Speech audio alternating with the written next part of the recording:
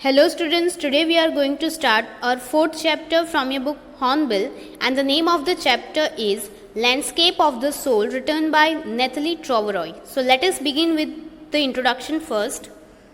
This chapter is about how different the Chinese art form is from the European art form. The writer uses two stories to make a contrast. European art is about reproducing an actual view, whereas Chinese art is about not creating a real landscape. European art is an artist's way to let viewers show exactly what he wants them to see in the landscape. Chinese art is the artist's spiritual and inner voice, where you can travel from any point, and it lets the viewer create a path for their imagination. So let us begin the chapter. A wonderful old tale is told about the painter Wu Daozi, who lived in the 8th century. His last painting was a landscape commissioned by the Tang Emperor Xuanzong to decorate a palace wall. The master had hidden his work behind a screen, so only the emperor would see it. For a long while, the emperor admired the wonderful scene, discovering forest, high mountains, waterfalls, cloud floating in an immense sky, men on hilly paths, birds in flight. "Look, sir," said the painter, "in this cave, at the foot of the mountain, dwells a spirit." The painter clapped his hands, and the entrance to the cave opened. "The inside is splendid, beyond anything words can convey. Please let me show your majesty the way." The painter entered the cave, but the entrance closed behind him, and before the astonished emperor could move or utter a word, the painting had vanished from the wall. Not a trace of Wu Daozi's brush was left, and the artist was never seen again in this world.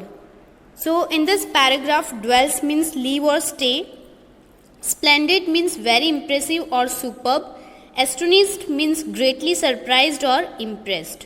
So in this paragraph, a painter named Wu Daozi, who lived in the 8th century, was assigned to decorate a palace wall by the Tang Emperor Xuanzong. It was his last painting. The painter hid his work behind the screen, so the only emperor would see it. The emperor, upon looking at the painting, admired many things into that painting, like discovering forest, high mountains, waterfalls, floating clouds, men on hilly paths, and birds in flight.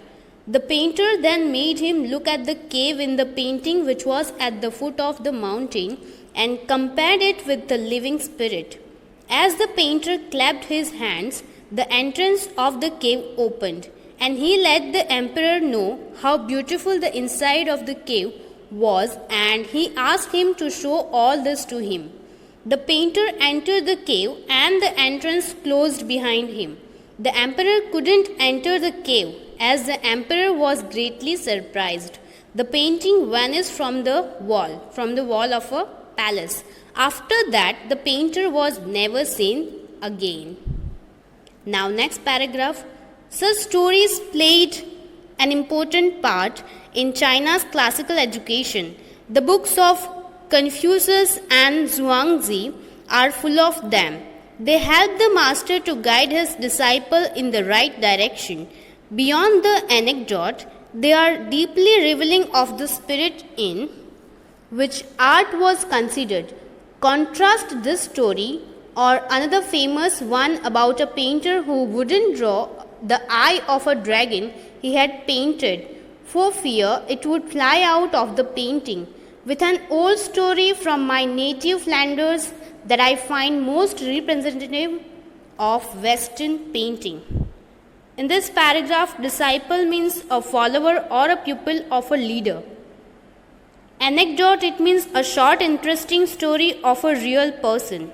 Flanders, it means a medieval country in Western Europe. So in this paragraph, the stories played an important role in classical education in China. Similarly, like the books of Confucius and Zhuangzi are full of such stories, as they help the master to help and guide his followers in the right direction. These stories were considered to be deeply revealing of the spirit, just like the art.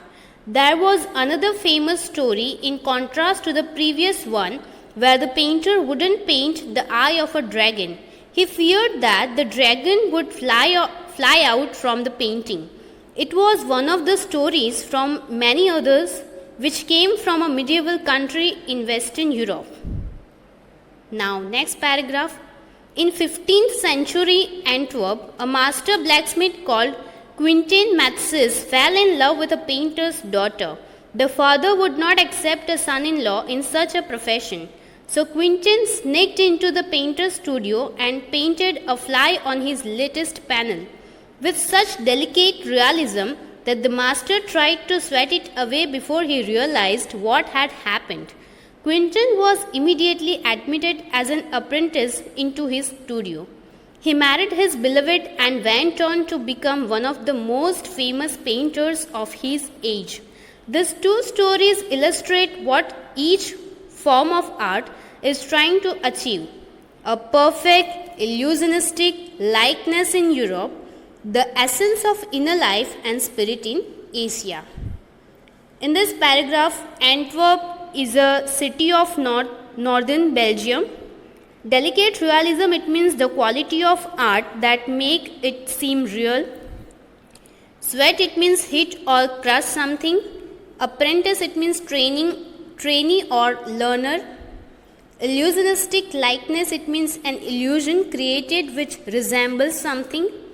So in this paragraph, during the 15th century in Antwerp, a master blacksmith named Quentin Matsys falls in love with a painter's daughter. Since the father was not accepting their relationship because of his profession, the blacksmith sneaked into the painter's studio and painted a fly on his latest panel. The painting was so real that the master tried to hit the fly away before he realized that it was just a painting. The blacksmith was accepted into the studio as a trainee, as a learner. He married the painter's daughter and later became one of the famous painters of his age. The two stories told above are trying to illustrate the form of art in two different regions. In Europe, the art is perfect and like an illusion which resembles something, and in Asia, the art gives an essence of inner life and spirit. Now, next paragraph. In the Chinese story, the emperor commissions a painting and appreciates its outer appearance, but the artist revealed to him the true meaning of his work. The emperor may rule over the territory he was conquered, but only the artist knows the way within. Let me show the way. The Tao, a word that means both the path or the method and the mysterious works of the universe. The painting is gone, but the artist has reached his goal beyond any material appearance.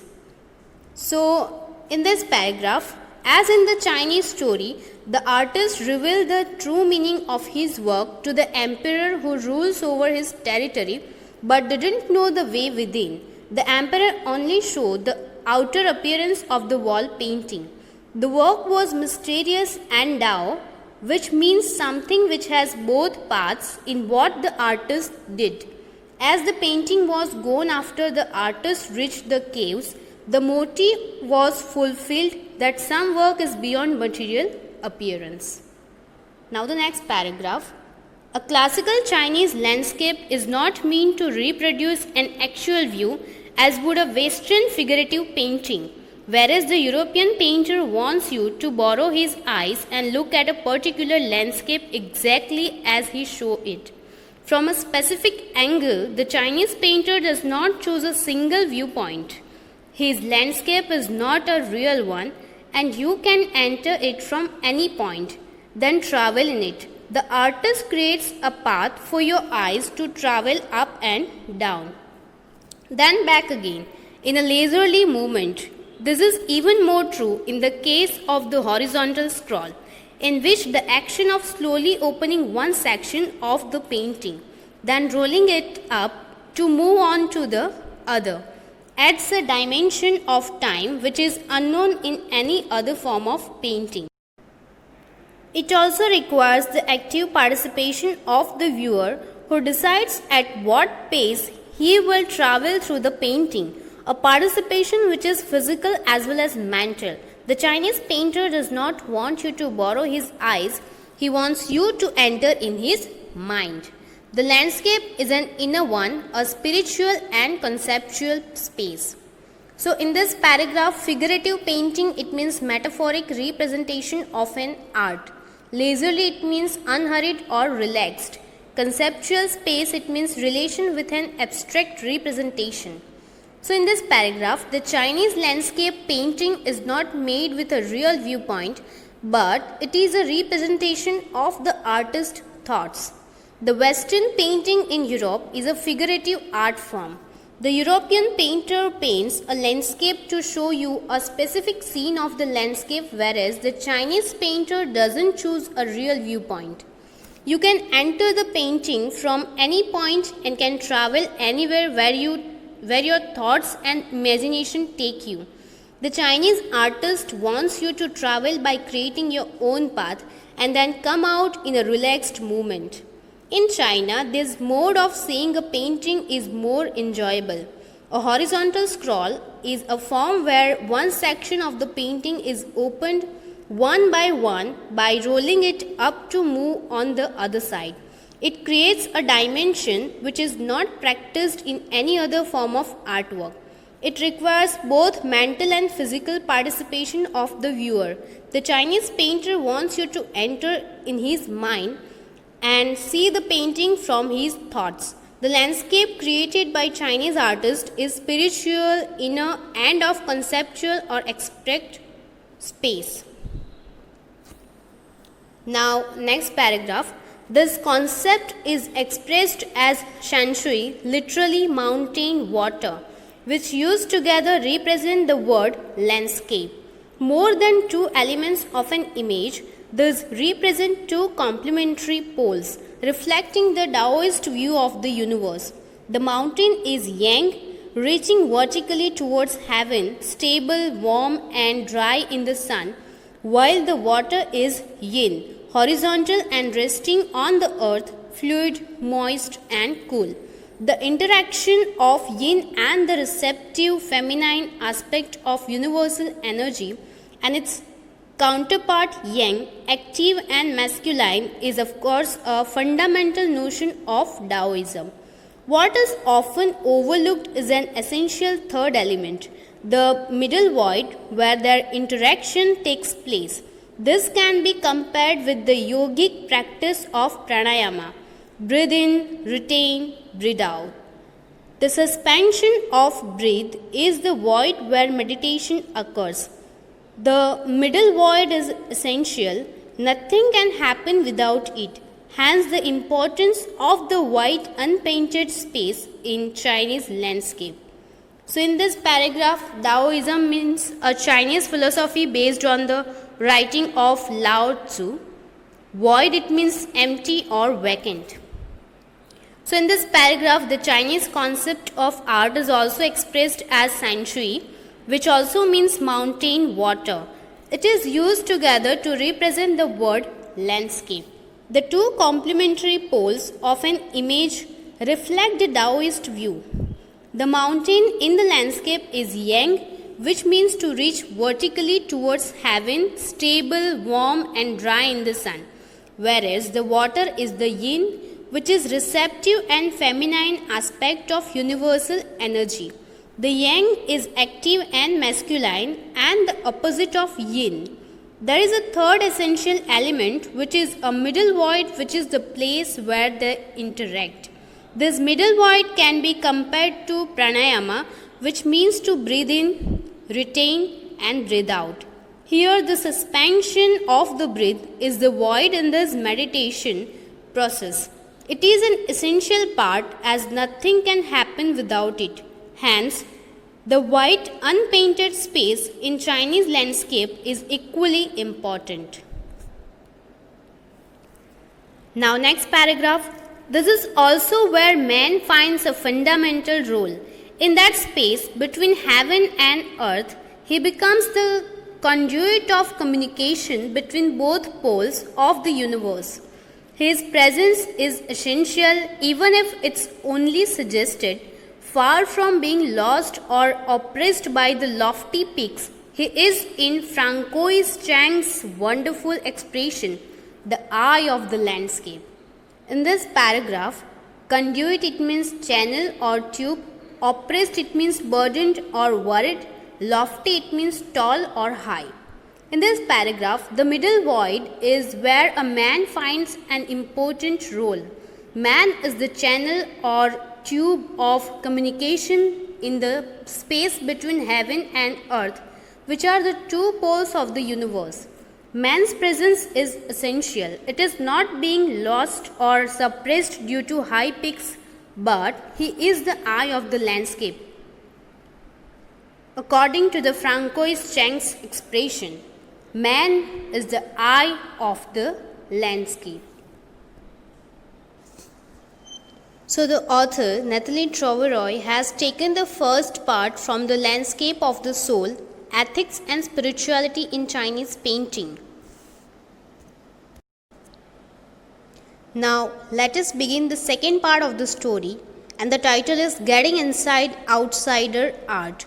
Getting Inside is an article that was published in the Hindustan Times in 2005. It is written by Brinda Suri. This article is about those artists who are unqualified or untrained, and they became very famous by their best ability, and they create many exceptional things. So let us begin the second part of this chapter. When French painter Jean Dubuffet mooted the concept of art brut in the 1940s, the art of the untrained visionary was of minority interest. From its almost wild beginnings, outsider art has gradually become the fastest growing area of interest in contemporary art internationally. So in this paragraph, art brut is a French term. It means raw art or untrained art. So this concept of art brut was begun by French painter Jean Dubuffet in the 1940s. In the beginning, nobody appreciated the art of untrained artists, but slowly this concept was spread all over the world. Now next paragraph.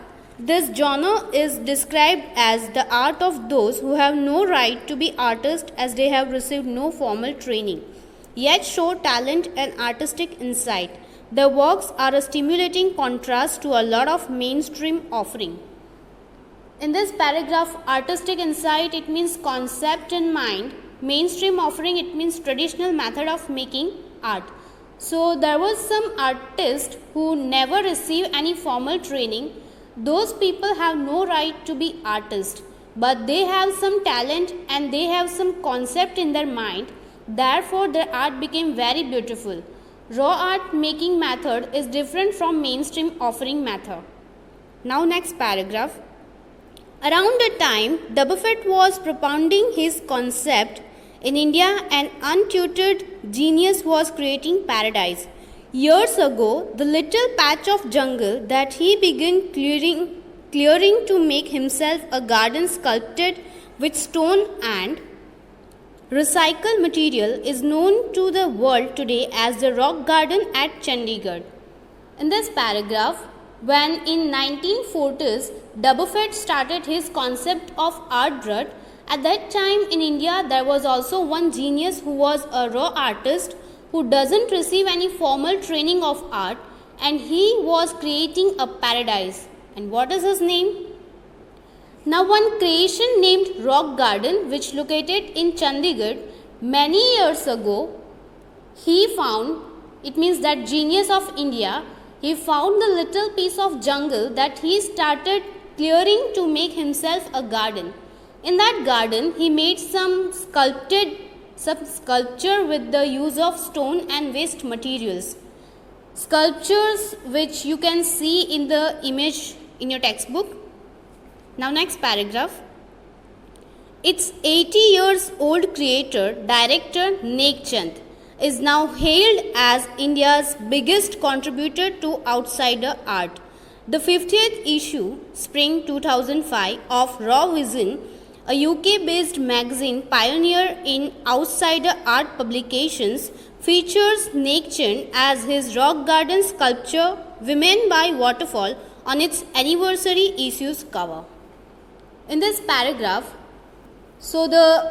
we came to know that the creator of the rock garden is Nekchand, who was around 80 years old in 2005. So now he must be 90 plus. So he is the biggest contributor of outsider art, Art Drut, from India. Now there is very famous UK based magazine which published outsider art, and its name is Raw Vision. In this magazine, in its edition of 2005, they featured an article on Nekchand, and they wrote about him on the cover page also. Now, they featured the sculpture Women by Waterfall made by Nekchand. Now next paragraph, the notion of art drut or raw art was of works that were in their raw state as regards cultural and artistic influences. Anything and everything from a teen to a sink to a broken down car could be material for a work of art, something Nekchand has taken to dizzying heights. Recognizing his art as an outstanding testimony of the difference a single man can make when he lives his dream, the Swiss Commission for UNESCO will be honoring him by way of a European exposition of his works. The 5-month interactive show, Realm of Nekchand, beginning October, will be held at leading museums in Switzerland, Belgium, France, and Italy. The biggest reward is walking through the garden and seeing people enjoy my creation, Nekchand says. Now in this paragraph, when you can see the creation of Nekchand, you came to know how much the potential a raw artist have. Nekchand, with the use of his different types of creativity, he used different waste materials and made a beautiful art with his highest creativity. Nekchand is the biggest example of the raw artist. He doesn't took any professional training, and without receiving any formal training, he created a wonderful creation. Now, to honor the creation of Nekchand, the Swiss Commission of UNESCO started the 5-month show on the based of Nekchand's creation, and that show's name was Realm of Nekchand, which was organized in different countries' museums. And Nekchand says, when he showed the people who move around in his garden and enjoy his creation is the biggest reward for him. So this chapter 4, Landscape of the Soul, comprises of 2 parts, and Nathalie Troberoy is the author. The author has taken the first part from the Landscape of the Soul, Ethics and Spirituality in Chinese Painting, whereas the second part has been derived from Getting Inside Outsider Art. Getting Inside is an article that was published in the Hindustan Times in 2005. It is written by Brinda Suri. The main theme of this chapter is about arts. It revolves around the art of painting told through the help of various stories. We learn about Chinese painters and their works as well as the story behind them. Similarly, the second part explores the concept of art drut, meaning the art of the ones who have no right. Thus, we learn a great deal about art and its history. So with this, our chapter 4 is completed over here. Thank you.